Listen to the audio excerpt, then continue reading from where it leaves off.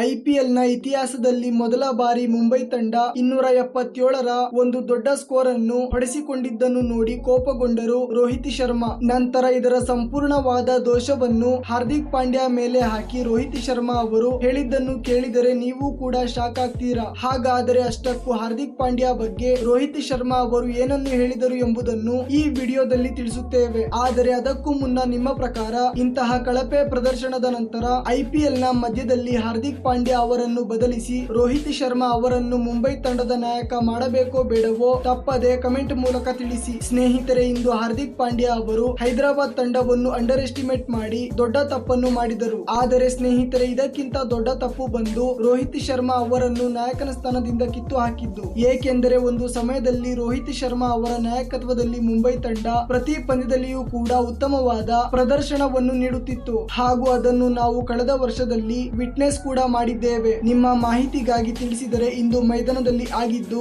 IPL ನಲ್ಲಿ ಎಂದಿಗೂ ಆಗಿಲ್ಲ.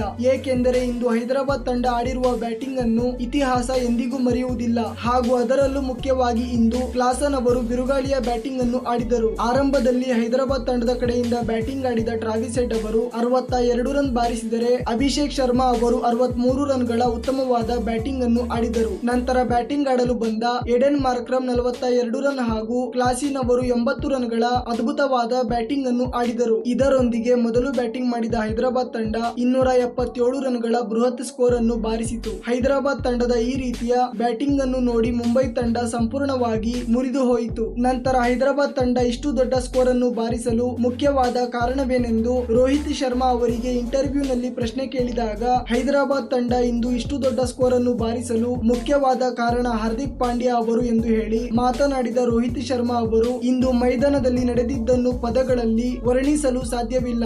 ಏಕೆಂದರೆ ಇಂದು ನಮ್ಮ ತಂಡ ದೊಡ್ಡ ಕಳಂಕವನ್ನು ಪಡೆದುಕೊಂಡಿದೆ. ಟಿ20 ಮತ್ತು ಐಪಿಎಲ್ ನಂತಹ ಫ್ರಾಂಚೈಸಿ ಕ್ರಿಕೆಟ್ ನಲ್ಲಿ 277 ರನ್ಗಳ ಬೃಹತ್ ಸ್ಕೋರ್ ಅನ್ನು ಹೊಡೆಸಿಕೊಳ್ಳುವುದು ನಿಜಕ್ಕೂ ಐತಿಹಾಸಿಕ. ಹಾಗೂ ಇದಕ್ಕೆ ಮುಖ್ಯವಾದ ಕಾರಣ ನಾವೇ. ಮೊದಲ 7 ಓವರ್ಗಳಲ್ಲಿಯೇ ನಮ್ಮ ತಂಡ 100ಕ್ಕಿಂತ ಹೆಚ್ಚು ರನ್ ಹೊಡೆಸಿಕೊಂಡಿತ್ತು ಹಾಗೂ ಪಾಂಡ್ಯ ಅವರು ಅಲ್ಲೇ ಎಚ್ಚರವಾಗಬೇಕಾಗಿತ್ತು. ಆದರೆ ಆ ಸಮಯದಲ್ಲಿಯೂ ಕೂಡ ಪಾಂಡ್ಯ ಅವರು ನಗುವ ಮೂಲಕ ಬೌಲರ್ ಗಳ ಮೇಲೆ ಯಾವುದೇ ರೀತಿಯ ಗಮನವನ್ನು ನೀಡುತ್ತಿರಲಿಲ್ಲ. ಇದರ ಕಾರಣ ಬೌಲರ್ ಗಳು ಕೂಡ ಯಾವುದೇ ರೀತಿಯ ಜವಾಬ್ದಾರಿ ಇಲ್ಲದೆ ಬೇಕಾಬಿಟ್ಟಿ ಬೌಲಿಂಗ್ ಅನ್ನು ಮಾಡಿದರು. ಪಾಂಡ್ಯನ ಈ ರೀತಿಯ ಕೇರ್ಲೆಸ್ ನಾಯಕತ್ವದ ಕಾರಣವೇ ಇಂದು ಹೈದರಾಬಾದ್ ತಂಡ ಐಪಿಎಲ್ ನ ಇತಿಹಾಸದಲ್ಲೇ ಒಂದು ದೊಡ್ಡ ಸ್ಕೋರ್ ಬಾರಿಸುವಲ್ಲಿ ಯಶಸ್ವಿಯಾಯಿತು. ನಮ್ಮ ತಂಡದ ವಿರುದ್ಧ ಈ ಸ್ಕೋರ್ ಅನ್ನು ನೋಡಿ ನನಗೂ ಬಹಳ ನಾಚಿಕೆ ಆಗುತ್ತಿದೆ. ಏಕೆಂದರೆ ನಾನು ಕೂಡ ನಾಯಕನಾಗಿ ಜವಾಬ್ದಾರಿಯಿಂದ ಆಡಿ ಮುಂಬೈ ತಂಡವನ್ನು 5 ಬಾರಿ ಚಾಂಪಿಯನ್ ಮಾಡಿದ್ದೇನೆ. ಇನ್ನು ಮುಂದೆ ಆದರೂ ಹಾರ್ದಿಕ್ ಪಾಂಡ್ಯ ನಾಯಕತ್ವದ ಬಗ್ಗೆ ಕೇರ್ಲೆಸ್ ಮಾಡದೆ ತಂಡಕ್ಕಾಗಿ ಜವಾಬ್ದಾರಿಯಿಂದ ಆಡಲಿ ಎಂದು ಹೇಳಲು ಬಯಸುತ್ತೇನೆ. ಸ್ನೇಹಿತರೆ, ನಿಮ್ಮ ಪ್ರಕಾರ ಹಾರ್ದಿಕ್ ಪಾಂಡ್ಯ ಅವರನ್ನು